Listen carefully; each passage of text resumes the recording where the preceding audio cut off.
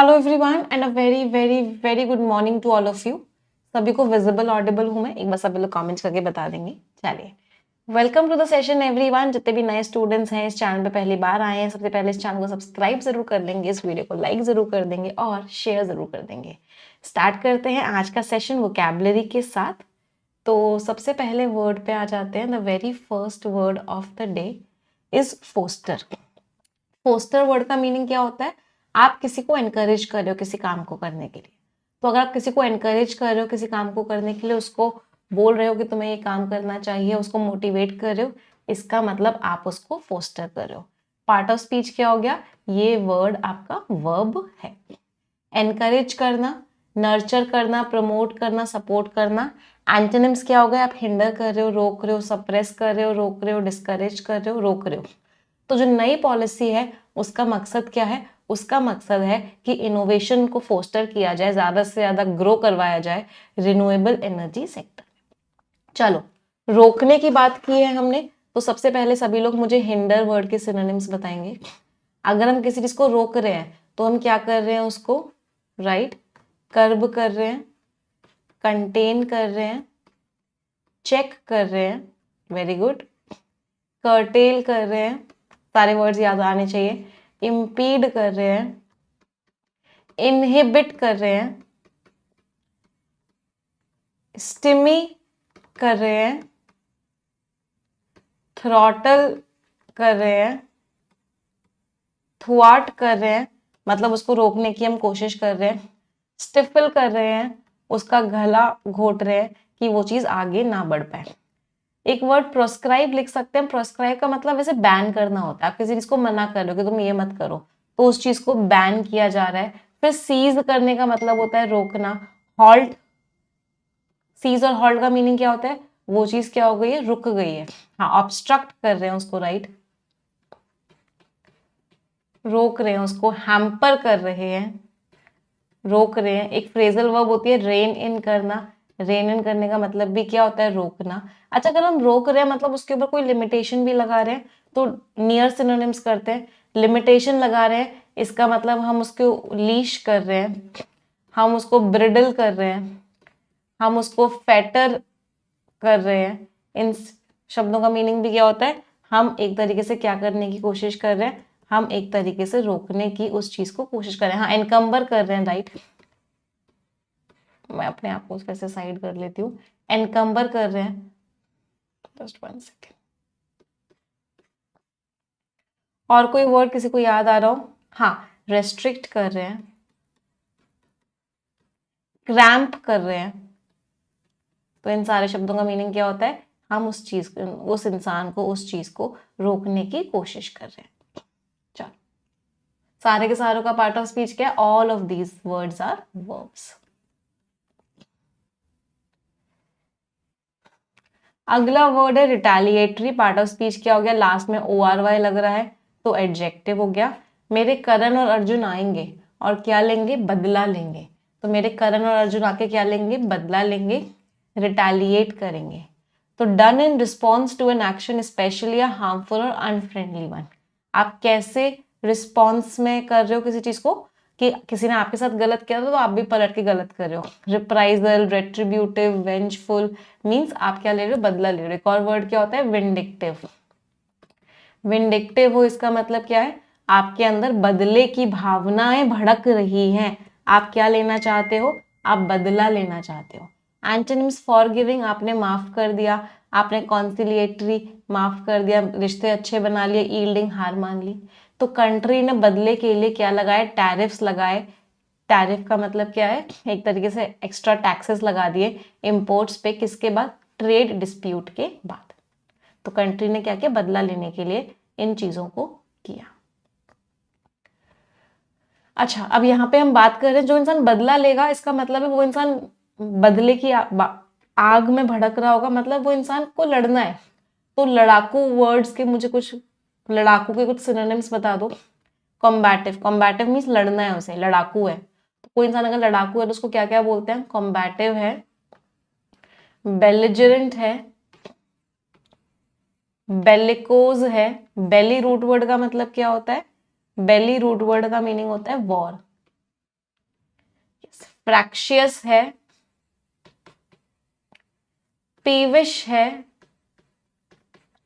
पेट्यूलेंट है। जितने वर्ड्स याद आ रहे हैं सभी लोग मुझे बताते जाएंगे। हाँ, एक्रिमोनियस है,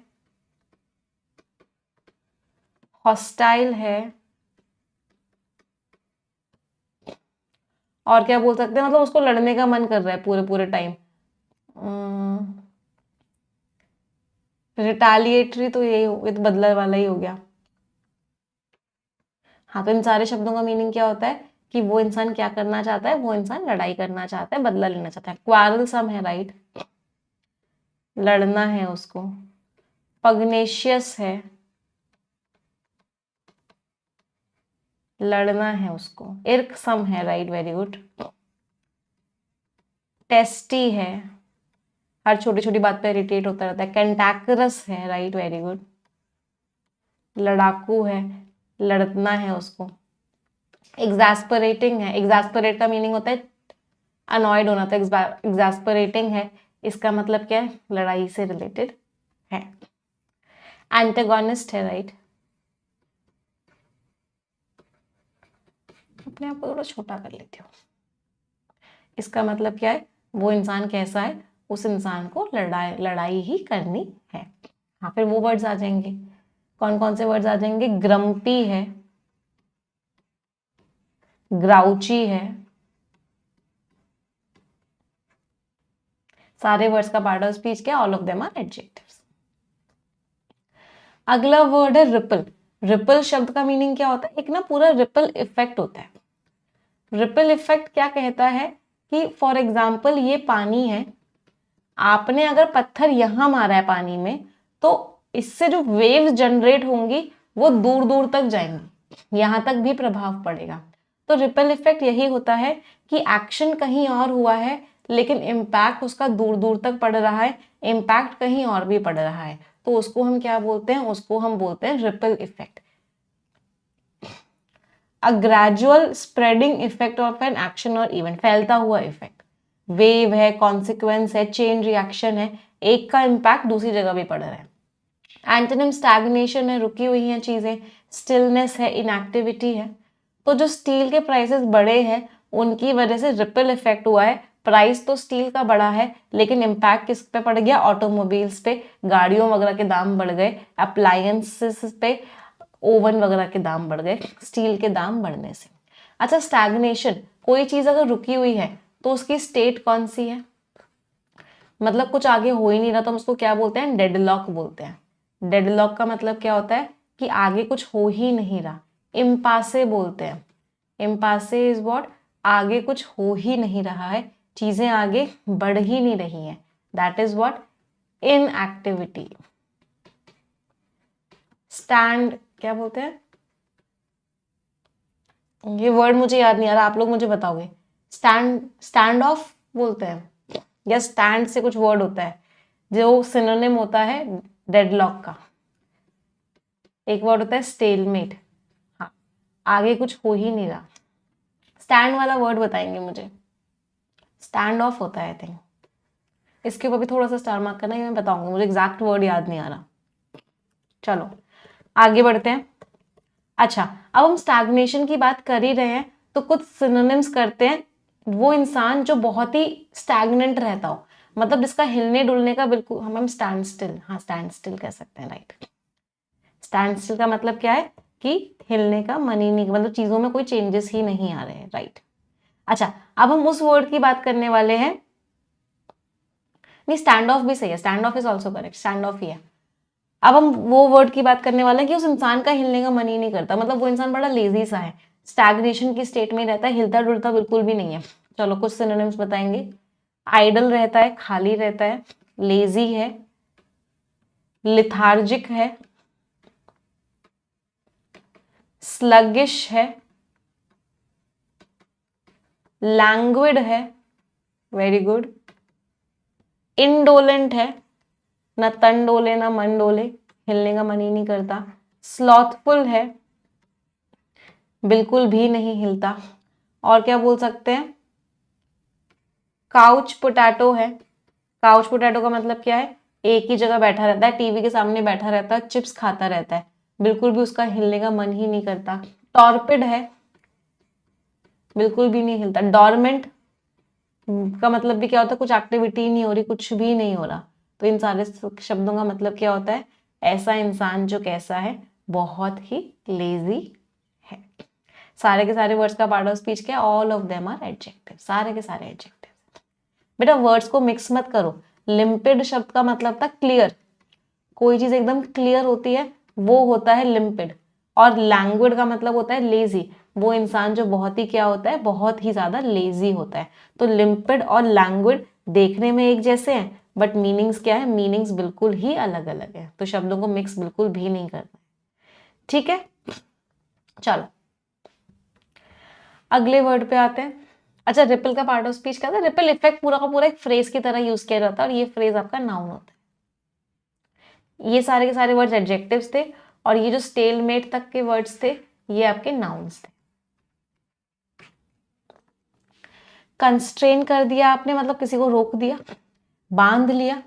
रेस्ट्रिक्ट कर दिया, लिमिट कर दिया उसका स्कोप, इसका मतलब आपने क्या किया, उसको कंस्ट्रेन कर दिया। एक्शन की बात कर रहे हैं, वर्ब की थर्ड फॉर्म है, एडजेक्टिव की तरह भी यूज हो सकती है। अच्छा मुझे बताओ, ये फॉर्मेट अच्छा लग रहा है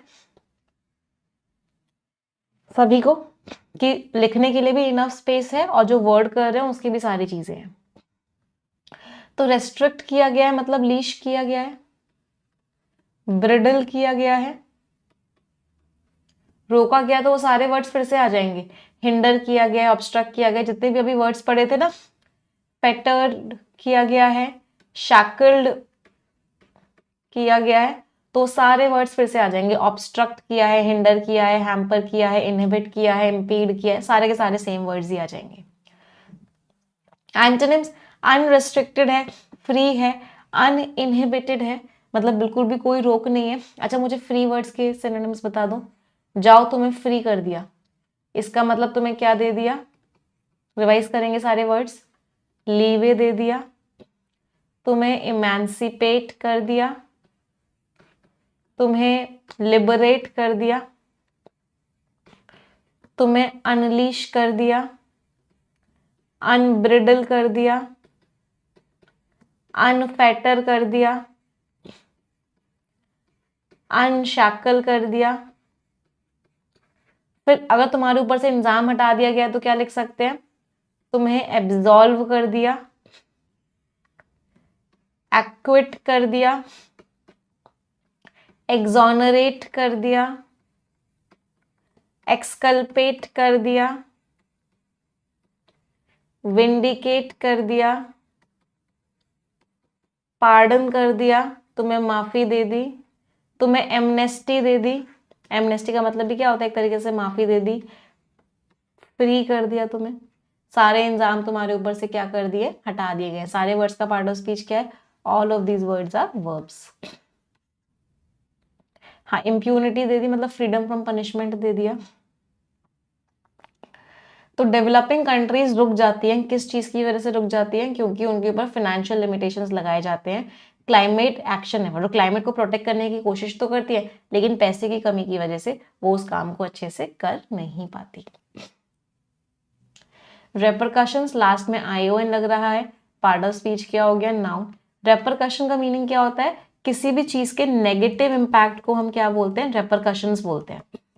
किसी भी चीज के नेगेटिव इंपैक्ट को, तो रेपरकशन की जो टोन होती है वो हमेशा नेगेटिव होती है।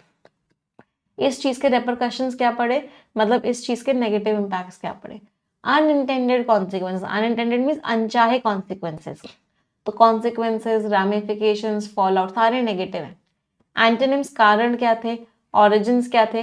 ट्रिवियलिटी का मतलब होता है मामूली सी चीज, अभी डायरेक्ट एंटोनिम नहीं है। ट्रिवियलिटी मतलब ट्रिवियल। मुझे ट्रिवियल के कुछ सिनोनिम्स बताओ सबसे पहले। ट्रिवियल पार्ट ऑफ स्पीच क्या है, एडजेक्टिव। ट्रिवियल शब्द का मतलब क्या होता है, कोई चीज जिसकी कोई वैल्यू ही नहीं है, वो चीज कैसी है, बड़ी ही मामूली सी है। तो क्या बोलेंगे, ट्रिवियल है, इसका मतलब कैसी है, ट्रिफलिंग है, पेटी है, इनसिग्निफिकेंट है। मतलब क्या है, उस चीज की कोई भी वैल्यू है ही नहीं, वर्थलेस है। ऊपर ऊपर से ही है, एक्चुअल में गहरी है ही नहीं, मतलब सुपरफिशियल है, ऊपर ऊपर से ही है। फ्रिवलस है, प्लेफुल है, मतलब कोई वैल्यू ही नहीं है उस चीज की। शैलो है, गहरी है ही नहीं, डीप है ही नहीं, मतलब बिल्कुल भी वैल्यू नहीं है। चलो अब अगर मैं इसके एंटोनिम्स की बात करूं, कोई चीज जो बहुत ही ज्यादा इंपॉर्टेंट है, इंपॉर्टेंट के सिनोनिम्स बताएंगे सभी लोग। इंपॉर्टेंट है मतलब कैसी है? क्रूशियल है, वाइटल है, इसेंशियल है, पिवटल है, इंपेरेटिव है,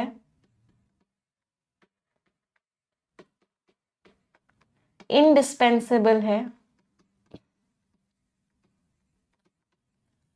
और कोई वर्ड याद आ रहा हो? हाँ, मोमेंटस है, वेरी गुड।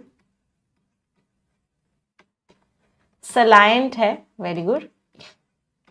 और कोई वर्ड याद आ रहा हो? पैरामाउंट, कोई चीज पैरामाउंट होती है, इसका मतलब क्या होती है? वो चीज बहुत ही ज्यादा इंपॉर्टेंट होती है।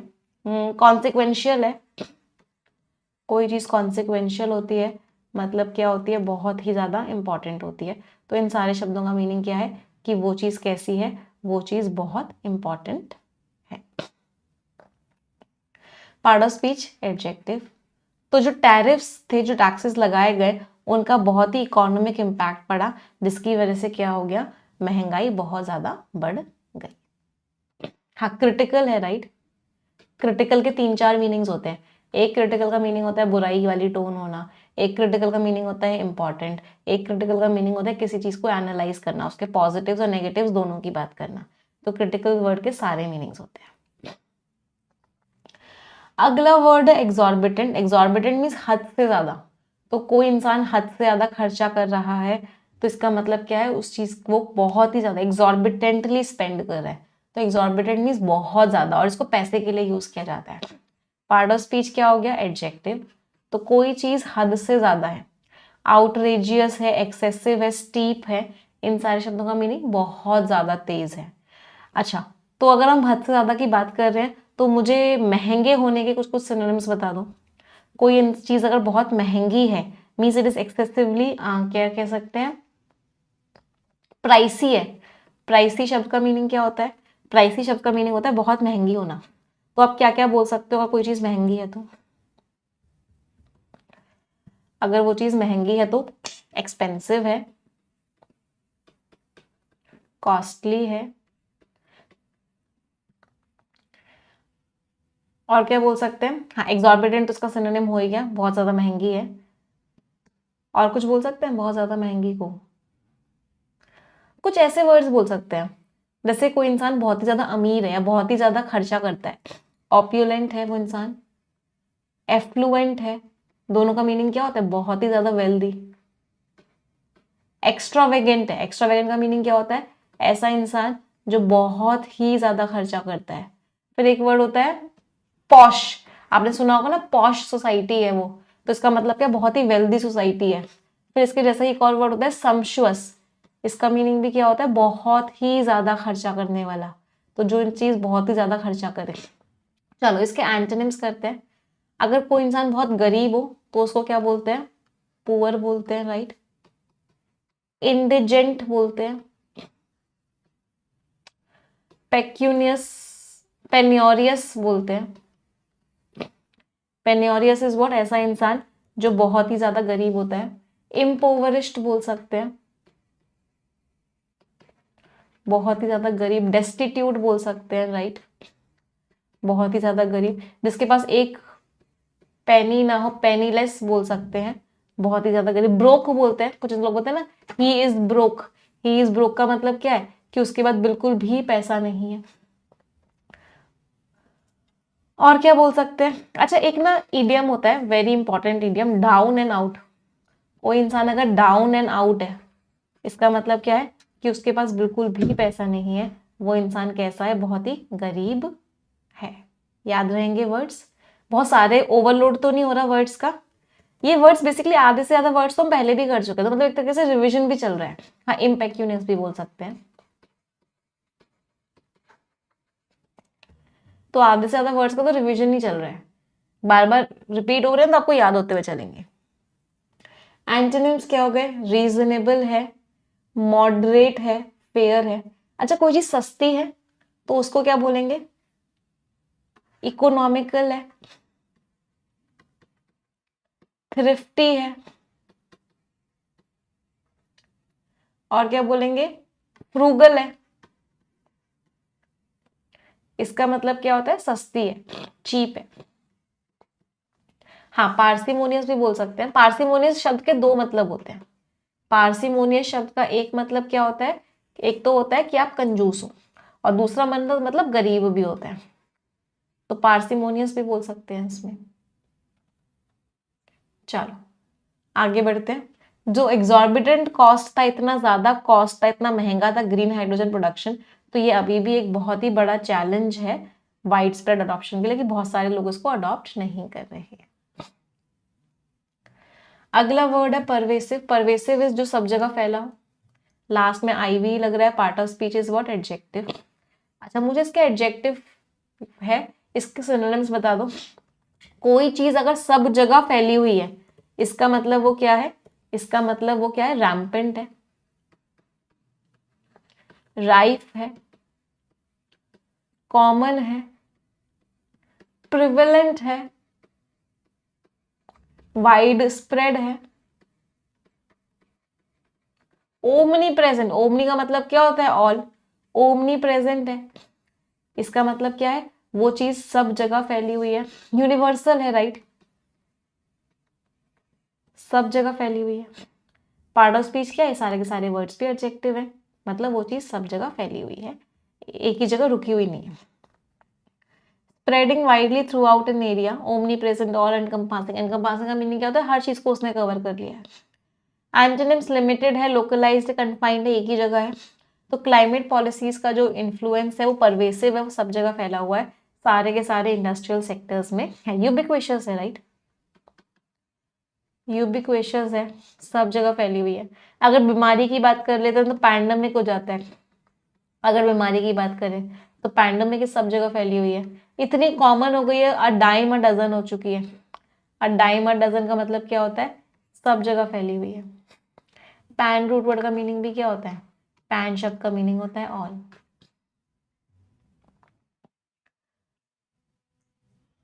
इम्पीटस, किसी ने किसी को एक मोटिवेशन दिया, तो क्या दिया? इम्पीटस दिया।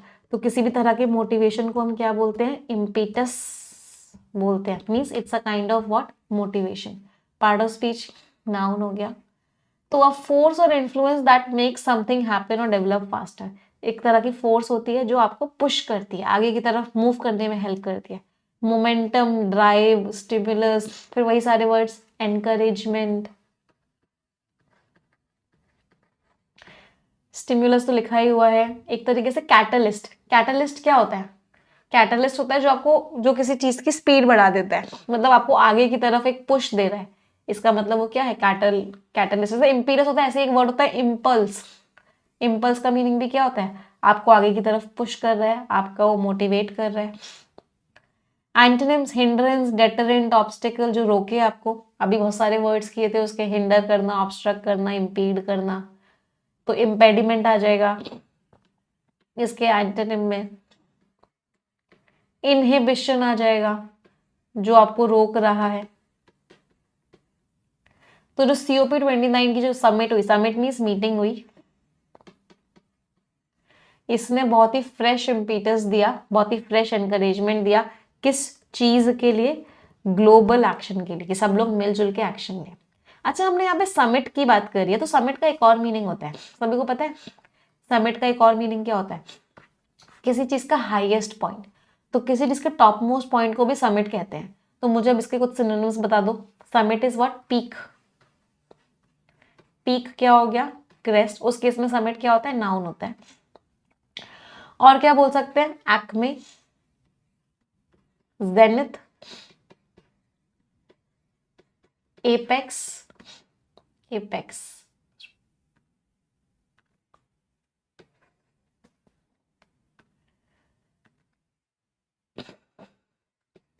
पिनेकल।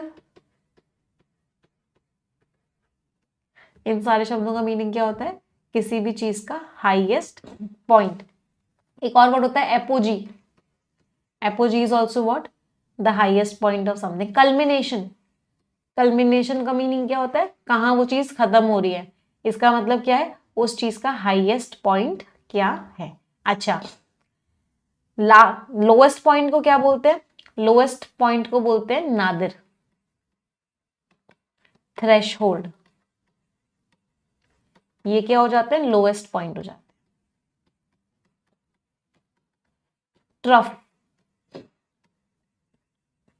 तो ये सारे के सारे हाईएस्ट पॉइंट है और ये सारे के सारे आपके क्या है, ये सारे के सारे आपके लोएस्ट पॉइंट्स हैं।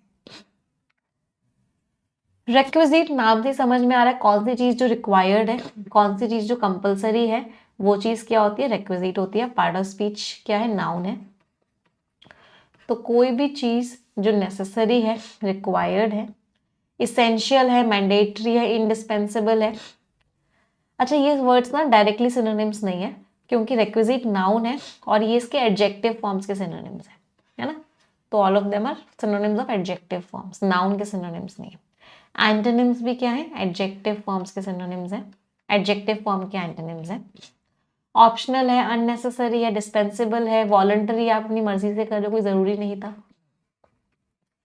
तो टेक्निकल एक्सपर्टीज जो है बहुत ही जरूरी होता है किस चीज के लिए, सक्सेसफुल इम्प्लीमेंटेशन के लिए, कि हम अच्छे से इम्प्लीमेंट कर सके कार्बन क्रेडिट प्रोग्राम्स को। तो उसके लिए टेक्निकल नॉलेज होना क्या है, बहुत ही ज्यादा जरूरी है।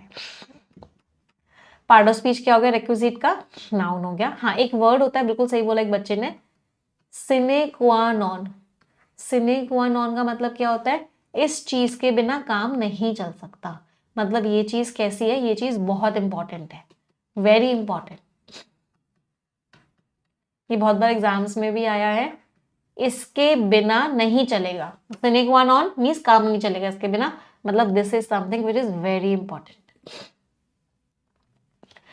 फ्लैसिड, कोई चीज कमजोर सी है। फ्लैसिड आपने देखा है, कोई चीज बहुत कैसी होती है, वीक सी होती है, उसके अंदर ढील सी पड़ी होती है, तो उसको क्या बोलते हैं, फ्लैसिड। तो फ्लैसिड एक तरीके से क्या हो गया, कोई चीज जिसके अंदर फर्मनेस नहीं है, स्टिफनेस नहीं है, ढीली सी है। तो कभी कभी पेड़ की पत्तियां कैसी हो जाती हैं, फ्लैसिड हो जाती हैं। इसका मतलब क्या होता है, क्या बोलते हैं इनको, लिम्प बोलते हैं। लिम्प या फिर सागी बोल सकते हैं। सागी का मतलब क्या होता है, बड़ी ढीली ढीली सी हुई पड़ी है। ड्रूपी बोल सकते हैं, बड़ी ढीली ढीली सी हो रखी है। फ्लैबी बोल सकते हैं, बहुत ही ढीली ढीली सी हो रखी है, उनके अंदर ऐसा लग रहा है कोई एनर्जी ही सी नहीं है। चलो वीक की बात कर ली अब, तो वीक के सिनोनिम्स बता दो मुझे। कोई इंसान अगर वीक है तो वो कैसा है, फीबल है, फ्रेल है। चीज अगर फ्रेजाइल होती है तो आसानी से टूटने वाली होती है। वल्नरेबल अगर कोई होता है तो मतलब उस पर अटैक आसानी से हो सकता है। वल्नरेबल के सिनोनिम्स होते हैं प्रोन, ससेप्टेबल, प्यूनी बहुत ही कमजोर है, टिनुअस बहुत ही कमजोर है, फ्लिम्सी बहुत ही कमजोर है, इम्पोसेंट कोई एनर्जी ही नहीं है, कोई पावर ही नहीं है, इम्पोर्टेंट कोई पावर ही नहीं है, टिमिड है बहुत ही डरपोक है, फिर थक गया है, इसकी वजह से एनर्जी खत्म हो गई है, कमजोर हो गया है, एनर्वेटेड है, फैटिग्ड है, एग्जॉस्टेड है, चिकन हार्टेड है। Right, chicken hearted is what, बहुत ही ज्यादा कमजोर है, मीक है, बहुत ही ज्यादा डरपोक है, बहुत ही ज्यादा कह सकते हैं छोटी छोटी बात पर डर सकता है। कावर्ड सिनोनिम नहीं है, कावर्डली सिनोनिम है। कावर्ड एक नाउन होता है, एडजेक्टिव के सिनोनिम्स एडजेक्टिव्स ही होंगे, तो इसलिए मैंने कावर्डली लिखा है, कावर्ड नहीं लिखा। और क्या बोल सकते हैं, हाँ नाजुक है तो डेलिकेट है। फ्लैसिड लिख ही सकते हैं, फ्लैसिड का मतलब क्या है, एनर्जी बिल्कुल भी नहीं है, बिल्कुल ही नम सा पड़ गया है। तो इन सारे शब्दों का मीनिंग क्या होता है कि वो इंसान कैसा है, वो इंसान बहुत ही कमजोर है। अच्छा, अगर वो इंसान बहुत ही स्ट्रांग होता है तो स्ट्रांग के सिनोनिम्स बता दो कुछ। अगर इंसान स्ट्रांग है इसका मतलब क्या है, रोबस्ट, सिस्टम के लिए यूज करते हैं रोबस्ट। स्टर्डी है, इंसान के लिए यूज करते हैं वेलिएंट, बहादुर है। इंसान के लिए यूज करते हैं वेलोरस, बहादुर है वो इंसान बहुत ज्यादा। बोल्स्टर्ड है, किसी चीज को स्ट्रॉन्ग बनाया गया है। फोर्टिफाइड है, किसी चीज को स्ट्रॉन्ग बनाया गया है। आयरन क्लैड है, वो इंसान बहुत स्ट्रॉन्ग है। स्टाउट हार्टेड है, बहुत वीर है। लायन हार्टेड है, बहुत स्ट्रॉन्ग है। रेजिलियंट है, बहुत ही ज्यादा क्या है, बहुत ही ज्यादा वो इंसान स्ट्रॉन्ग है। चलो आ जाते हैं वन वर्ड सब्स्टिट्यूट्स पे। आपको पुराने दिनों की याद आ रही है, वो भी क्या दिन थे, वो कागज की कश्ती, क्या दिन थे, नदियों का पानी, पुराने दिन याद कर रहे हो, इसका मतलब नॉस्टैल्जिया की फीलिंग है। कभी कभी ऑथर की टोन हो जाती है नॉस्टैल्जिक, कि ऑथर को पुराने पुराने दिन याद आते हैं। बहुत गंदी सी आवाज आ रही है, बहुत ही खराब आवाज आ रही है, कर्कश आवाज आ रही है, कैकोफोनी। कैको रूट वर्ड का मीनिंग क्या होता है, बैड। कैको और मैला दो शब्द होते हैं जिनका मीनिंग होता है बैड। फोन शब्द का मीनिंग क्या होता है, साउंड। तो कैकोफोनी बहुत ही गंदी आवाज। कोई चीज अगर क्लियर नहीं है तो कैसी है, एम्बिगुअस है। और क्या लिख सकते हैं, वेग है। इक्विवोकल है, मतलब क्लियर नहीं है। मर्की है, हेजी है। क्लाउडी है, मतलब क्लियर नहीं है, something which is not clear. एक ऐसा इंसान जो दिखाता कुछ और है और अंदर से कुछ और होता है, उसको क्या बोलते हैं, हाइपोक्राइट। तो एक ऐसा इंसान जो बाहर से कुछ दिखा रहा है अंदर से कुछ और है, वो क्या है, हाइपोक्राइट है। और इसकी इस क्वालिटी को क्या बोलते हैं, क्वालिटी नहीं है, खराब बात है, हाइपोक्रेसी मीन्स अंदर से कुछ और होना और बाहर से कुछ और होना। आ जाते हैं फ्रेजल वर्ब्स पे। सेट आउट मीन्स आपने कोई जर्नी शुरू करी, सेट आउट जर्नी पे निकल गए। सेट ऑफ का मीनिंग भी वही होता है, कोई जर्नी शुरू करना, begin a journey. Set up का मीनिंग क्या होता है, किसी चीज को की स्थापना करना, किसी चीज को स्टैब्लिश करना। रन डाउन का मीनिंग क्या होता है, किसी की आप बहुत बुराई कर रहे हो, इसका मतलब आप क्या कर रहे हो, रन डाउन कर रहे हो उस इंसान को, उस इंसान को पुल अप कर रहे हो, उस इंसान को च्यू आउट कर रहे हो। इसका मतलब क्या है, आप उस इंसान की बुराई कर रहे हो, या कोई चीज खराब पे खराब होती जा रही है तो वो भी रन डाउन करती जा रही है। रन इनटू का मतलब क्या होता है, आई रैन इनटू हिम। इसका मतलब क्या है, to meet someone by chance. आप किसी से मिले लेकिन एक्सीडेंटली मिले, बाय चांस मिले, तो that is what run into. Drop in, किसी को कन्विंस कर लेना कि आ जा यार तू भी पार्टिसिपेट कर ले। हम सारे दोस्त मिलके ये प्रोजेक्ट चला रहे हैं, व्हाई डोंट यू रोप इन, या फिर वी रोप्ड हिम इन, हमने उसे रोप इन कर लिया, मतलब हमने उसे भी कन्विंस कर लिया कि वो भी एक हिस्सा बन जाए। स्टिर अप, किसी के अंदर बहुत सारे इमोशंस पैदा कर देना, किसी को भड़का देना, मीन्स स्टिर अप कर देना, कि आपने क्या किया, उस इंसान को भड़का दिया, उस इंसान को स्टिर अप कर दिया। ईडियम्स एंड फ्रेजेस पे आते हैं। अ big shot, he is a big shot means बहुत ही इंपॉर्टेंट, एक बहुत ही इन्फ्लुएंशियल इंसान है वो क्या है, टॉप डॉग है। टॉप डॉग का मतलब भी क्या होता है, बहुत ही इंपॉर्टेंट या बहुत ही इन्फ्लुएंशियल इंसान होना। अब बोन टू पिक, मतलब एक प्रॉब्लम है जिसके ऊपर लड़ाई चल रही है, उसको हमें ठीक करना है, उसको हमें डिस्कस करना है। तो एक डिस्प्यूट है, ग्रीवियंस है जिसको हमें डिस्कस करना है, तो we have a bone to pick, मतलब हमें इस चीज को करना है। इतने सारे वर्ड्स याद कैसे होंगे मैम, आप रेगुलर क्लासेस में आओगे बेटा एडिटोरियल की, बार बार वर्ड्स रिपीट होते जाएंगे, बार बार मैं बोलती जाऊंगी, बार बार आप सुनते जाओगे, बार बार सुनोगे तो अपने आप याद हो जाएंगे। वोकैबुलरी याद करने का यही तरीका होता है, बार बार सुनो, बार बार पढ़ो। जितनी बार पढ़ोगे, अब मैं आपको क्यों बोलती हूँ कि वोकैब प्रोडिजी आपको रोज 20 से 25 मिनट पढ़नी है, मैं आपको क्यों बोलती हूँ कि रोज आपको एडिटोरियल क्लास में आना है, क्योंकि जितनी बार बार रीड करते हैं किसी चीज को, जितनी बार सुनते हैं किसी चीज को, जितनी बार लिखते हैं किसी चीज को, वो उतनी ही याद होती है। आज हमको याद क्यों है कि ये वाला फ्रूट को एप्पल ही बोलते हैं, हम कंफ्यूज क्यों नहीं होते कि इस वाले फ्रूट को ऑरेंज क्यों नहीं बोलते, एप्पल बोलते हैं, क्यों, क्योंकि हमने इतनी बार सुन लिया है कि इसको एप्पल बोलते हैं कि हमारे सबकॉन्शियस माइंड में वो बैठ गया। यही तरीका होता है वोकैबुलरी याद करने का। अब पेन इन दी नेक, वो ना, he is a pain in दी नेक, इसका मतलब क्या है, वो बहुत ही इरिटेटिंग इंसान है यार, वो मुझे परेशान कर देता है, means he is a pain in the neck. Across the board means सबके लिए इक्वल है, किसी के साथ कोई पार्शियलिटी नहीं हो रही। Across the board means it will apply to everyone, हर किसी के लिए इक्वली अप्लाई होगा। आई एम ऑल ईयर्स, इसका मतलब मैं तुम्हारी बात बहुत ध्यान से सुन रहा हूं। तो अगर आप किसी को बोल रहे हो I am all ears means I am completely listening to you, I am paying my full attention to you. समझ आया सभी को? चलिए आ जाते हैं आज के आर्टिकल पे। उससे पहले मैं रिक्वेस्ट करूंगी सभी को, 4500 students are watching but 4500 likes नहीं है, तो एक बार तुरंत की तुरंत सभी लोग सेशन को लाइक कर देंगे। एवरीवन तुरंत की तुरंत लाइक करने हैं सभी को। A role for India in south south climate cooperation. तो साउथ साउथ की जो कंट्रीज हैं, साउथ साउथ के जो एरियाज हैं जो क्लाइमेट कोऑपरेशन में काम कर रहे हैं, उसमें इंडिया के लिए भी एक रोल है, ऐसा ऑथर कह रहे हैं। पहले आप पढ़ेंगे फिर हम समझाएंगे। Read it everyone.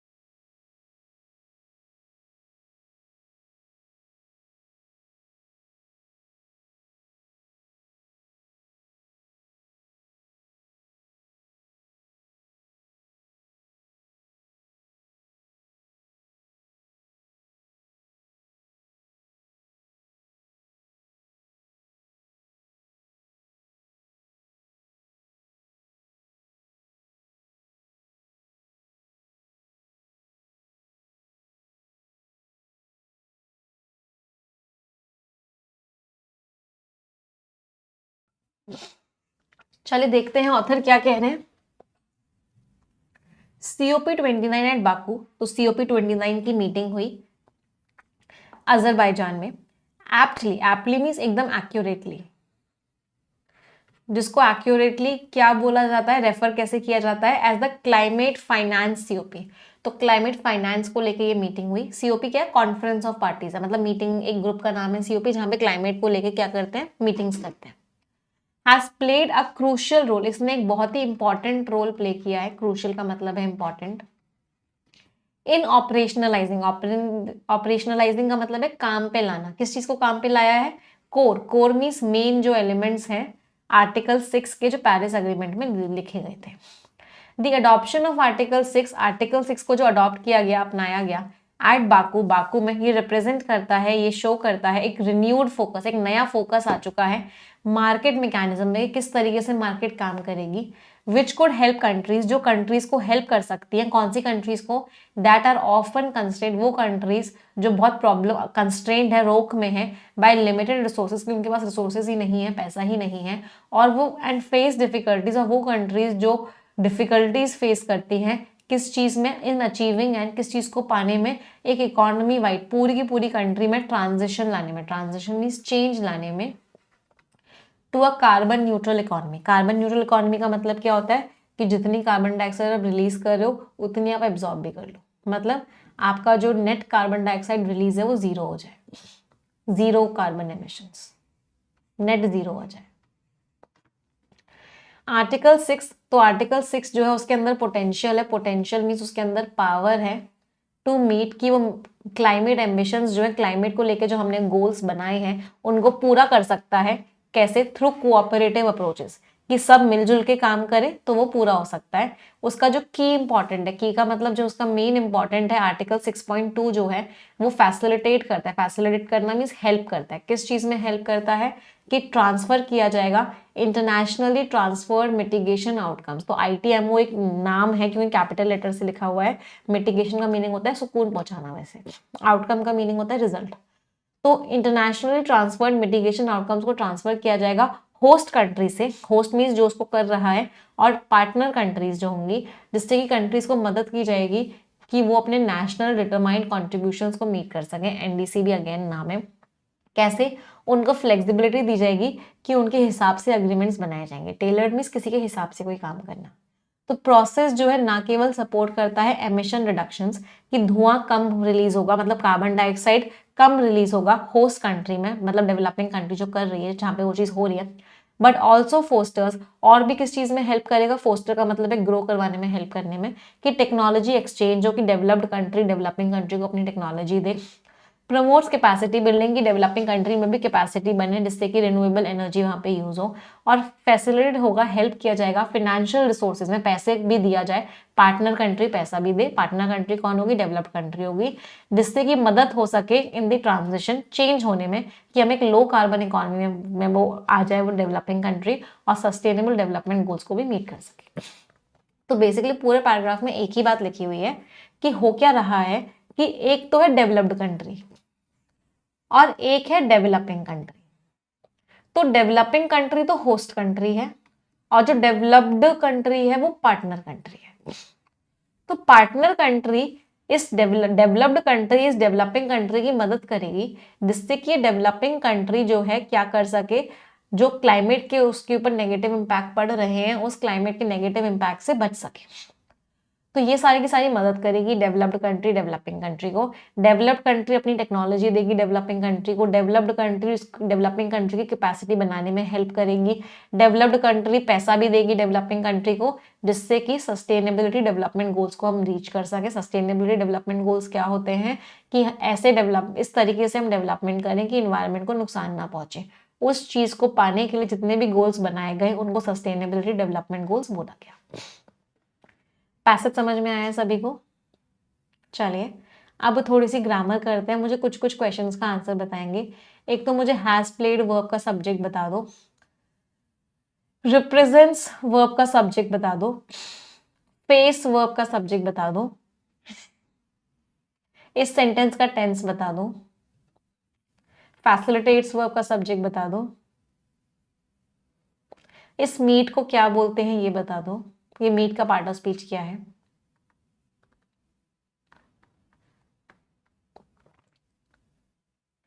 Fosters, promotes, facilitates, तीनों वर्ब का सब्जेक्ट बता दो। चलो यहां से लेकर यहां तक हम पार्सिंग करेंगे। हैज प्लेड वर्ब का सब्जेक्ट है COP29। ये प्रेपोजिशन से शुरू हो रहा था, एडिशनल इन्फॉर्मेशन थी। ये वर्ब की थर्ड फॉर्म से शुरू हो रहा था, एडिशनल इन्फॉर्मेशन थी। तो COP29 ने एक इंपॉर्टेंट रोल प्ले किया, तो this is the subject. Represents का सब्जेक्ट है अडॉप्शन। ये प्रेपोजिशन से शुरू हो रहा था, एडिशनल इन्फॉर्मेशन थी। फेस किसके लिए यूज किया गया है? कंट्रीज के लिए यूज किया गया। कंट्रीज के आगे दैट लगाया और फिर कंट्रीज के लिए फेस। वो कंट्रीज जो कंस्ट्रेंट है, वो कंट्रीज जो फेस करती हैं, तो इस फेस वर्ब का सब्जेक्ट था कंट्रीज। इस सेंटेंस का टेंस क्या था? एक ही वर्ब थी, वर्ब की फर्स्ट फॉर्म थी, इसका मतलब ये सिंपल प्रेजेंट टेंस था। फैसिलिटेट्स उसका जो की कंपोनेंट, तो कंपोनेंट इसका सब्जेक्ट हो गया। ये कॉमा कॉमा के बीच में लिखा हुआ है, एडिशनल इन्फॉर्मेशन हो गई। मीट को क्या बोलेंगे? हेल्प। हेल्प के बाद ऑब्जेक्ट आया। जब भी हेल्प के बाद ऑब्जेक्ट आता है तो उसके बाद वर्ब की फर्स्ट फॉर्म लगाते हैं, और इस वर्ब की फर्स्ट फॉर्म को हम क्या बोलते हैं? बेयर इन्फिनेटिव बोलते हैं। What do we call it? We call it bare infinitive. तो यहाँ पे जो मीट है वो बेयर इन्फिनेटिव। जितनी बच्चों को दिक्कत हो रही है, refer 120 rules of grammar. Fosters, promotes, facilitates, इन तीनों का सब्जेक्ट क्या है? प्रोसेस। ये प्रोसेस ना केवल सपोर्ट करता है, बल्कि ये प्रोसेस फोस्टर भी करता है, बल्कि ये प्रोसेस प्रमोट भी करता है, बल्कि ये प्रोसेस हेल्प भी करता है। तो इन तीनों का सब्जेक्ट में, इनफैक्ट सपोर्ट्स का, इन चारों का सब्जेक्ट था प्रोसेस। अब हम पार्सिंग कर लेते हैं। COP29 नाउन हो गया, at preposition, Baku noun, Azerbaijan noun, aptly adverb हो गया, रेफर्ड वर्ब हो गया, टू प्रेपोजिशन हो गया। एज यहाँ पे किसका? रेफर्ड टू, उसको कैसे रेफर किया जा रहा है? इसकी तरह रेफर किया जा रहा है, तो ये एक तरीके से एडवर्ब है। द आर्टिकल है, क्लाइमेट फाइनेंस COP पूरा नाउन हो गया, हैज वर्ब हो गया, प्लेड वर्ब हो गया, अ आर्टिकल हो गया, क्रूशियल एडजेक्टिव हो गया, रोल नाउन हो गया, इन प्रेपोजिशन हो गया, ऑपरेशनलाइजिंग वर्ब हो गया, कोर एडजेक्टिव हो गया, एलिमेंट्स नाउन हो गया, ऑफ प्रेपोजिशन हो गया, आर्टिकल 6 नाउन हो गया, ऑफ प्रेपोजिशन हो गया, द आर्टिकल हो गया, पेरिस एग्रीमेंट नाउन हो गया। स्कोर्स एवरीवन, क्या क्या स्कोर्स रहे? नेक्स्ट पैराग्राफ रीड करेंगे।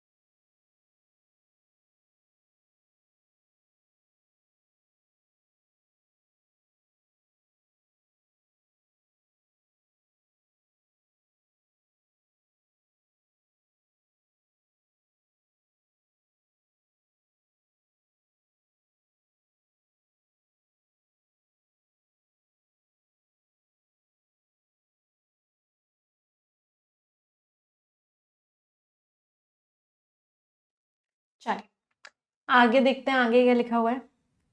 India which is considered to the to be the आएगा ना, इंडिया जिसको क्या माना जाता है कि वो थर्ड लार्जेस्ट एमिटर है ग्रीन हाउस गैसेस का। मतलब ग्रीन हाउस गैसेस क्या होती है, वो गैसेस जो ग्लोबल वार्मिंग करती हैं, वो गैसेस जिनकी वजह से एवरेज टेम्परेचर बढ़ रहा है, फॉर एग्जाम्पल कार्बन डाइऑक्साइड। तो इंडिया जो है थर्ड लार्जेस्ट एमिटर का मतलब क्या, रिलीजर है ग्रीन हाउस गैसेस का। दो, हालांकि इन एब्सोल्यूट टर्म्स ओनली, हालांकि अगर हम ओवरऑल टर्म्स की बात करें तो, एंड रैपिडली, रैपिडली मीन्स बहुत तेजी से बढ़ने वाली इकोनॉमी है, इज वेल पोजिशन, इंडिया एक अच्छी पोजिशन पे है कि वो फायदे उठा सकता है आर्टिकल 6.2 से।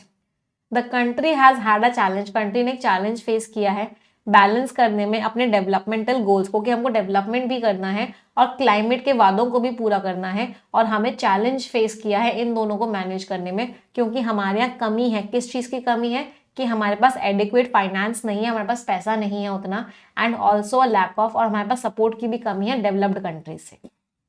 इंडिया के जो एनडीसीज हैं, एनडीसीज क्या थे, अभी अभी हमने पढ़ा था, एनडीसीज थे आपके, कहाँ गया,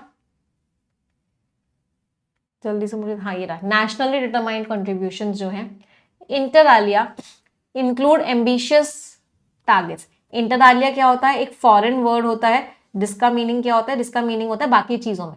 तो बाकी चीजें तो है ही, लेकिन जो इंडिया के जो नेशनली डिटरमाइंड, क्या है, नेशनली डिटरमाइंड आउटकम्स, नहीं कॉन्ट्रीब्यूशन जो है, बाकी चीजें तो है ही, बट उसमें और भी क्या इंक्लूडेड है, एम्बिशियस टारगेट्स है, मतलब बहुत ऐसे टारगेट्स हैं जो बहुत आगे की सोच रखते हैं। जैसे कि हमको एमिशंस की इंटेंसिटी कम करनी है, जो हम धुआं रिलीज कर रहे हैं उसको हमें 45% तक कम करना है 2030 तक। हाउएवर, लेकिन जो फाइनेंशियल और टेक्निकल कंस्ट्रेंट्स हैं, फाइनेंशियल और टेक्निकल प्रॉब्लम्स जो हैं, वो भी कंसिडरेबल है। कंसिडरेबल का मतलब क्या है, बहुत ज्यादा है। As just before COP29, COP29 से जस्ट पहले इंडिया ने रिआइटरेट किया था, रिआइटरेट मीन्स दोबारा कहा था अपनी कॉल को, अपनी डिमांड को। तो इंडिया ने क्या डिमांड करी थी, कि जो डेवलप्ड कंट्रीज हैं वो मोबिलाइज करें, कि इतना पैसा हमें दें, कितना पैसा दें, $1 ट्रिलियन एनुअली, $1 ट्रिलियन हर साल दें क्लाइमेट फिनेंस में, क्लाइमेट को मिटिगेट करने में, क्लाइमेट को खराब होने से रोकने में, उतना पैसा डेवलप्ड कंट्रीज दें। किसको दें, डेवलपिंग कंट्रीज को दें, जिससे कि हम चैलेंजेस को मीट कर सकें ग्लोबल वार्मिंग के। इट इज एन अपॉर्चून टाइम, अपॉर्चून का मतलब क्या होता है, फेवरेबल। तो ये एक फेवरेबल टाइम है इंडिया के लिए। जैसे जैसे इंडिया जो है क्या कर रहा है, अपने खुद की डोमेस्टिक एमिशंस ट्रेडिंग स्कीम चला रहा है। डोमेस्टिक एमिशंस ट्रेडिंग स्कीम का मतलब क्या होता है, फॉर एग्जाम्पल एक कोई इंडस्ट्री है जिसको अलाउड है कि आप 200 यूनिट का पोल्यूशन कर सकते हो। अब इस यूनिट ने सिर्फ, इस इंडस्ट्री ने सिर्फ 100 यूनिट का पोल्यूशन किया, ध्यान से समझना इस ट्रेडिंग स्कीम को। इस इंडस्ट्री को अलाउड था कि आप 200 यूनिट का पोल्यूशन कर सकते हो, इस इंडस्ट्री ने सिर्फ 100 यूनिट का पोल्यूशन किया, तो इसके पास 100 यूनिट का पोल्यूशन बचा हुआ है। एक कोई दूसरी इंडस्ट्री है जिसको भी 200 यूनिट का पोल्यूशन अलाउड था, लेकिन इसने 300 का कर दिया। तो अब इसको क्या करना पड़ेगा, ये जो 100 यूनिट का एक्स्ट्रा पोल्यूशन लिया है, इसको करने के लिए इस वाली इंडस्ट्री से 100 यूनिट के पोल्यूशन के क्रेडिट्स खरीदने पड़ेंगे, और इसको बोलते हैं ट्रेडिंग मैकेनिज्म। कि अब क्या होगा, कार्बन क्रेडिट्स बेचे जाएंगे और खरीदे जाएंगे। जितना अलाउड है उतना ही करोगे, उससे ज्यादा कर रहे हो तो आपको खरीदना पड़ेगा। तो ऐसे में इंडस्ट्रीज को इंसेंटिव मिलेगा कि हम कम से कम करें, जिससे कि क्या हो, कि हमारे पास क्रेडिट्स बचे रहें और हम उनको बेच सकें और उससे पैसा कमा सकें। तो इसको कार्बन क्रेडिट ट्रेडिंग स्कीम की तरह लॉन्च किया गया था 2023 में। और इसका मकसद क्या था, इसका मकसद था कि वो मार्केट मैकेनिज्म, जैसे मार्केट चल रही है उसको एक नेशनल पॉलिसी भी बना देंगे। तो पूरे पैराग्राफ में वही लिखा हुआ है कि इंडिया के लिए फायदेमंद होगा, इंडिया के पास पैसा नहीं है, हमें ट्रांजिट करना है, हमें चेंज करना है, हमें धुआं कम करना है। और इंडिया ने बोला भी था डेवलप्ड कंट्रीज को कि आपको इतना पैसा डेवलपिंग कंट्रीज को हर साल देना चाहिए। इंडिया ने अपनी स्कीम्स भी स्टार्ट कर दी है। चलो नेक्स्ट पैराग्राफ रीडिंग करेंगे सभी लोग।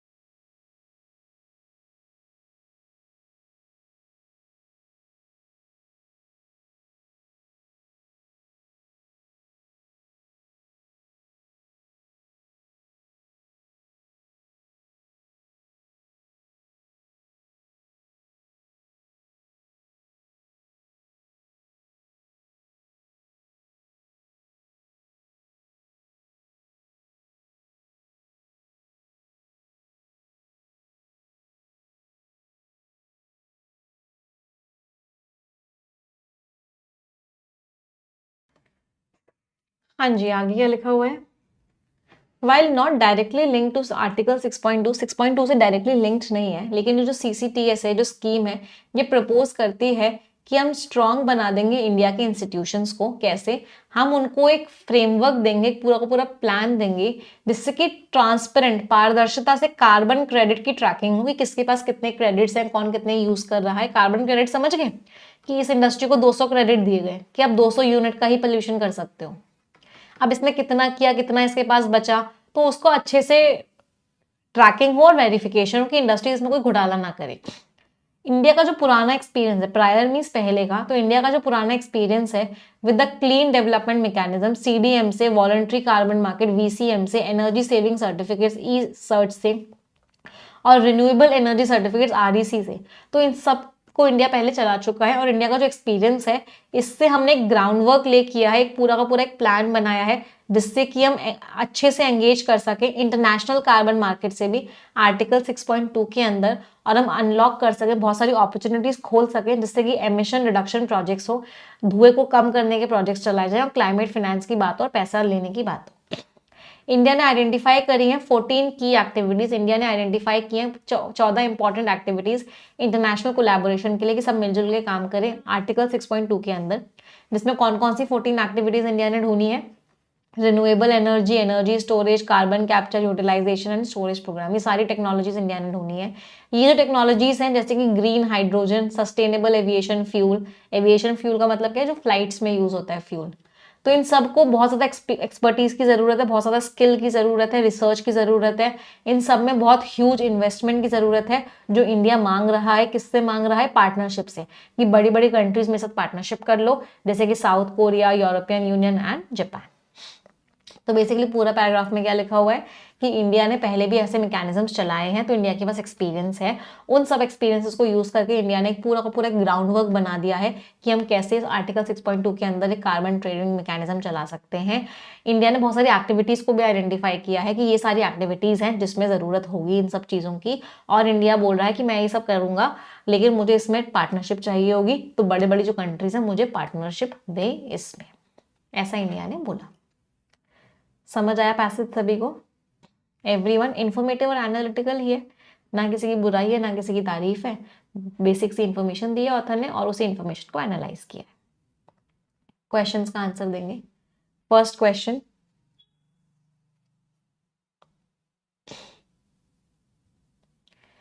इंडिया अच्छी पोजीशन में क्यों है?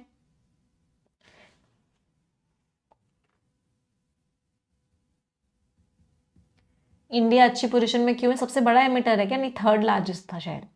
बहुत पैसा है इंडिया के पास? नहीं। हाँ, इंडिया के पास पुराना एक्सपीरियंस है, ये बात सही है।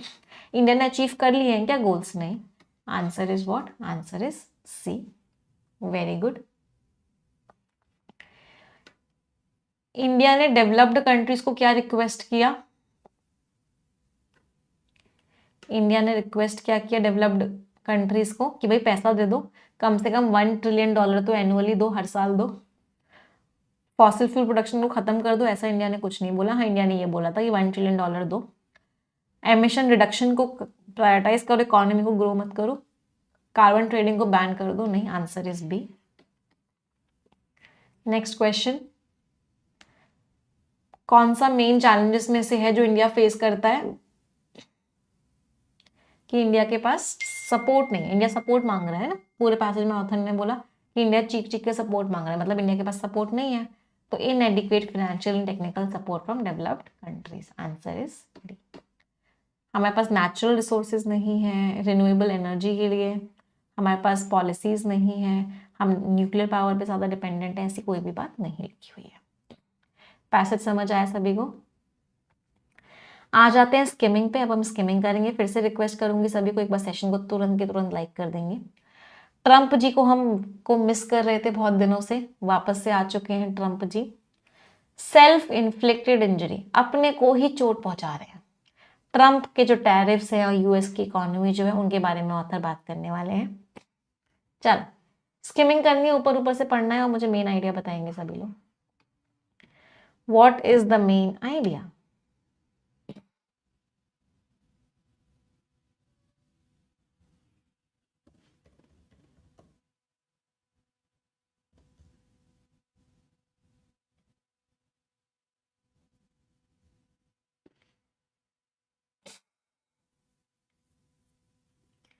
हाँ, ट्रम्प चाचा जी आ चुके हैं। क्या कह रहे हैं ट्रम्प चाचा, चलो देखते हैं। यूएस प्रेसिडेंट से जो फर्स्ट टर्म से जो इकोनॉमिक एस्टिमेट्स आ रहे हैं वो बताते हैं कि उनकी इतने ज़्यादा टैरिफ लगाए हैं उन्होंने इतने सारे सामान पे, ये अमेरिकन इकोनॉमी को नुकसान पहुंचाएंगे। एक नेट लॉस होगा जीडीपी में भी, लोगों की इनकम भी कम होगी, जॉब लॉसेस भी होंगे। 2019 का डिस्कशन पेपर जो है उसने पता किया कि जो इंडस्ट्रीज़ हैं जहाँ पे टैरिफ इंक्रीज होते हैं, रिडक्शन हो जाता है एम्प्लॉयमेंट में, नेगेटिव इफेक्ट्स पड़ेंगे, तो इससे कोई फायदा उनको नहीं होगा, मैन्युफैक्चरिंग जॉब्स भी कम होंगी, इतना लॉस होगा। तो पूरे पैराग्राफ का मेन आइडिया सिर्फ एक ही लाइन का था कि ट्रम्प चाचा की पॉलिसीज की वजह से यूएस की इकोनॉमी को लॉस होगा। This was the main idea. कितने लोगों का मेन आइडिया मैच किया? चलो अगला पैराग्राफ मेन आइडिया बताएंगे।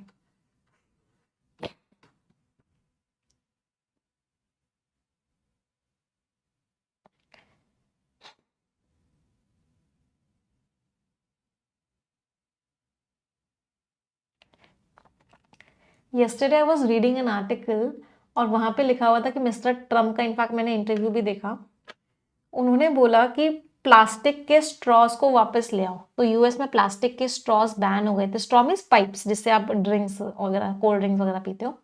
तो उन्होंने बोला कि प्लास्टिक के स्ट्रॉज को वापस ले आओ, और उसके ऊपर उन्होंने साइन कर दिया, वो ऑर्डर दे दिया। और क्या बोलते हैं कि जो पेपर के स्ट्रॉज होते हैं उससे ड्रिंक करने में मज़ा नहीं आता, और वो कभी कभी टूट जाते हैं, कभी कभी ख़राब हो जाते हैं, कभी कभी प्रॉब्लम्स आ जाती हैं। तो इसकी वजह से प्लास्टिक के स्ट्रॉज वापस आने चाहिए, and he passed this order. तो ऐसा लग रहा है कि उनको इन्वायरमेंट की कोई चिंता ही नहीं है, वो सिर्फ कॉर्पोरेट्स के हिसाब से चल रहे हैं।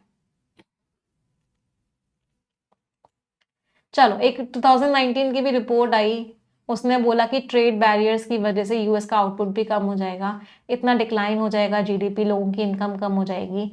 फर्स्ट टर्म में उनको एग्जेम्प्ट किया गया था, जिसके बाद टैरिफ्स आए थे, फिर एक ट्रूस हुआ था। इकोनॉमिस्ट ने बोला है कि बहुत हद तक हाई इन्फ्लेशन का रीज़न भी यही था।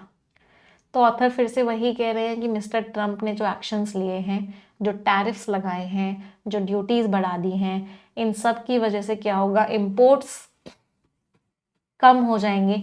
इंपोर्ट्स कम होंगे तो उनके मैन्युफैक्चरिंग सेक्टर को जो रॉ मटेरियल मिलता है वो कम मिलेगा, जिसकी वजह से उनकी खुद की इंडस्ट्रीज का प्रोडक्शन कम हो जाएगा। प्रोडक्शन कम हो जाएगा तो क्या होगा, जीडीपी कम हो जाएगा, जीडीपी कम हो जाएगा, प्रोडक्शन कम हो जाएगा, तो लोगों की इनकम कम हो जाएगी। और पहले भी जब उनका फर्स्ट टर्म था तब भी उन्होंने ऐसा किया था, जिसकी वजह से बहुत सारी प्रॉब्लम्स हुई थी। चलो लास्ट पैराग्राफ फर्स्ट के में,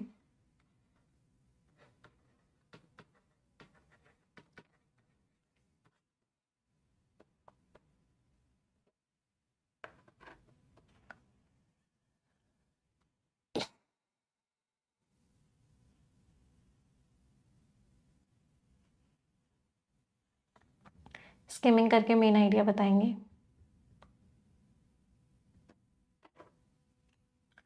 चाइना सबसे ज़्यादा स्टील प्रोडक्शन कर रहा था, चाइना के बाद इंडिया करता है, फिर यूएस करता है। यूएस बहुत ज़्यादा इंपोर्ट्स पे डिपेंडेंट है। स्टील एक बहुत ही इंपॉर्टेंट मटेरियल होता है। अमेरिकन स्टील इंडस्ट्री ने बहुत टैरिफ्स को वेलकम किया। इंपोर्ट्स जो है तुरंत के तुरंत तो कम नहीं होंगे, क्योंकि चाइना बहुत ज़्यादा सरप्लस दे रहा है, प्राइसेस कॉम्पिटिटिव दे रहा है। लेकिन हल्का सा भी स्टील प्राइसेस में इंक्रीज होता है तो इकोनॉमी में बहुत प्रॉब्लम्स आएंगी, कंज्यूमर के लिए कॉस्ट बढ़ जाएगी। हिस्ट्री का कोई इंडिकेशन है तो मिस्टर ट्रम्प के टैरिफ्स किस चीज़ का इंडिकेशन है, कि वो खुद को ही नुकसान पहुंचा रहे हैं। यूएस की इकोनॉमी ऑलरेडी बहुत ख़राब चल रही है, हालांकि वो लार्जेस्ट है फिर भी स्ट्रेंड है, और मिस्टर ट्रम्प ऐसा करके खुद को ही चोट पहुंचा रहे हैं। तो पूरे पैराग्राफ में क्या लिखा हुआ है कि भाई यूएस हालांकि स्टील को प्रोड्यूस करता है, लेकिन फिर भी वो इम्पोर्ट करता है इन तीनों कंट्रीज से। अब उन्होंने इम्पोर्ट पे इतनी ज़्यादा ड्यूटीज लगा दी है, तो बेसिकली क्या होगा, उनकी इकोनॉमी को ही नुकसान पहुंचेगा। स्टील एक बहुत ही इंपॉर्टेंट मटेरियल होता है ना, बहुत सारी इंडस्ट्रीज में स्टील यूज होता है। अब स्टील का इंपोर्ट कम होगा तो उन इंडस्ट्रीज को नुकसान पहुंचेगा। तो बेसिकली मिस्टर ट्रम्प अपनी ही कंट्री को नुकसान पहुंचा रहे हैं बदला लेने की वजह से। चलो क्वेश्चंस।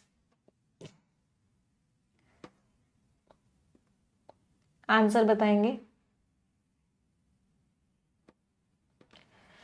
यूएस का स्टील प्रोडक्शन बढ़ जाएगा क्या? नहीं, हाँ रिडक्शन हो जाएंगे। यूएस के स्टील इंपोर्ट्स में तुरंत के तुरंत रिडक्शन होंगे। It had little immediate effect on imports due to a global steel surplus. दुनिया भर में स्टील सरप्लस में है तो इसका कम इम्पैक्ट पड़ेगा। तो एक बार यहाँ पर लिखा हुआ था, एक बार पढ़ लेते हैं इसको। अमेरिकन स्टील इंडस्ट्री ने वेलकम किए हैं न्यू टैरिफ्स को। इंपोर्ट तुरंत के तुरंत कम नहीं होंगे क्योंकि ग्लोबल सरप्लस है। चाइना में ऑलरेडी स्टील बहुत ज़्यादा है तो प्राइसेस तो कॉम्पिटिटिव ही रहेंगे। तो इसका मतलब आंसर बी नहीं, answer is C. Immediate effect तुरंत के तुरंत नहीं पड़ेगा क्योंकि ग्लोबल स्टील सरप्लस है। बी नहीं है, बी कंफ्यूज करने के लिए था बस। इमीडिएट रिडक्शन हो जाएगा यूएस स्टील इंपोर्ट पे, नहीं होगा, क्लियरली ऑथर ने बोला है। Imports are unlikely to decrease immediately, तुरंत की तुरंत डिक्रीज नहीं होंगे, तो बी गलत है बेटा। अगला, पूरे पैसेज की समरी बतानी है, बेस्ट समरी बतानी है। चलो आंसर बताओ। टैरिफ्स एक बहुत ही इफेक्टिव काम है, नहीं इफेक्टिव तो नहीं है। मिक्स रिजल्ट्स है, ऑथर ने कहीं तारीफ भी करी है क्या? नहीं, ऑथर ने तो बुराई बुराई करी है। जरूरी थे, ऑथर ने तारीफ तो करी नहीं है, बुराई करी है टैरिफ्स की। बैकफायर, खुद को ही नुकसान पहुंचा दिया, इकोनॉमिक डैमेज हुआ, जॉब लॉसेस हुए। Answer is D. इस क्वेश्चन को आप टोन की हेल्प से भी कर सकते थे, ऑथर की टोन नेगेटिव थी। चलो मैच द कॉलम्स, देखते हैं कितने इडियम्स आपको याद हुए। A big shot means a very important person. A bone to pick एक लड़ाई वाला इशू है जो ठीक करना है, डिस्कस करना है तुम्हारे साथ। पेन इन द नेक या pain in the back, pain in the rear means बहुत अनोइंग इंसान है वो, बहुत परेशान करने वाला इंसान है। अक्रॉस द बोर्ड मीन्स सब पे एप्लीकेबल होगा। ऑल ईयर्स, मैं तुम्हारी बात एकदम ध्यान से सुन रहा हूँ, सुन रहा है ना तू। आई एम ऑल ईयर्स, इसका आंसर क्या होना चाहिए उस सॉन्ग में? आई एम ऑल ईयर्स। चलो 10 वर्ड्स है, इनमें से 3 वर्ड्स का मीनिंग सभी लोग कमेंट में बताएंगे। आप सभी की जिम्मेदारी है कि आप कम से कम 3 वर्ड्स का मीनिंग कमेंट में बताएंगे ही बताएंगे। इट इज़ योर रिस्पॉन्सिबिलिटी, हर कोई अपनी जिम्मेदारी पूरी करेगा। जो जो बच्चे अपनी जिम्मेदारी पूरी करेंगे उन सभी बच्चों, उनमें से एक बच्चे को सक्सेस नो मोर इन इल्यूजन बुक गिफ्ट की जाएगी, उस बच्चे के घर वो बुक भिजवाई जाएगी। तो मेक श्योर कीजिए कि सभी लोग कम से कम 3 वर्ड्स का मीनिंग कमेंट में लिखें ही लिखें, सबको लिखने हैं, राइट। जो बच्चे मुझसे परफेक्शन की क्लासेस पढ़ना चाहते हैं, अपनी इंग्लिश को स्ट्रांग बनाना चाहते हैं, इंग्लिश कमज़ोर है, इंग्लिश में मार्क्स नहीं आ रहे हैं, तो मेक श्योर कीजिए कि आप आज ही क्लासेस में आना स्टार्ट करें। परफेक्शन एडिटोरियल की क्लासेस में रेगुलरली आओगे, इंग्लिश बहुत स्ट्रांग हो जाएगी। कोड लगाओगे निमिषा, आपको मैक्सिमम डिस्काउंट भी मिल जाएगा। सिर्फ इंग्लिश लेना है तो यस ऑफिसर पे जाके एक्सक्लूसिव सब्सक्रिप्शन ले लेना मेरा। अगर सारे सब्जेक्ट्स पढ़ने हैं तो कंप्लीट सब्सक्रिप्शन आप ले लेना। कोड आपका सफलता अभी लग जाएगा कंप्लीट सब्सक्रिप्शन पे। अगर आप बैंकिंग एग्जाम्स की तैयारी कर रहे हो तो आपको 40% का डिस्काउंट मिल जाएगा। ये ऑफर सिर्फ 14 फरवरी तक का है, दैट इज वैलेंटाइंस डे तक का है ये ऑफर। तो मेक श्योर करो अपनी क्लासेस को स्टार्ट करो। ये टेलीग्राम चैनल्स है, यहाँ सारी PDF सारी मैगजीन्स आपको मिल जाती है। कोई डाउट कोई क्वेरी होती है आप हमें इस नंबर पे व्हाट्सएप करके पूछ सकते हो, या इस वीडियो के डिस्क्रिप्शन में एक फॉर्म दिया हुआ है उस फॉर्म को फिल कर सकते हो। टीम आपको कॉल करेगी, आपके डाउट्स एंड क्वेरीज का आंसर देगी। परफेक्शन और एडिटोरियल में अगर रेगुलरली आ गए तो with in a month English में ड्रास्टिक इंप्रूवमेंट आ जाएगा, बट उसके लिए आपको रेगुलरली आना पड़ेगा। सेशन एंड करते हैं। Thank you everyone, bye bye. I hope आप सभी को ये सेशन अच्छा लगा होगा, सीख रहे होंगे आप लोग बहुत कुछ। बस ऐसे ही परसिस्टेंस के साथ, परसिवियरेंस के साथ, रेगुलरिटी के साथ क्लासेस करते रहो। इंग्लिश बहुत ही स्कोरिंग सब्जेक्ट होता है, बहुत अच्छे मार्क्स इंग्लिश में लाए जा सकते हैं बहुत कम टाइम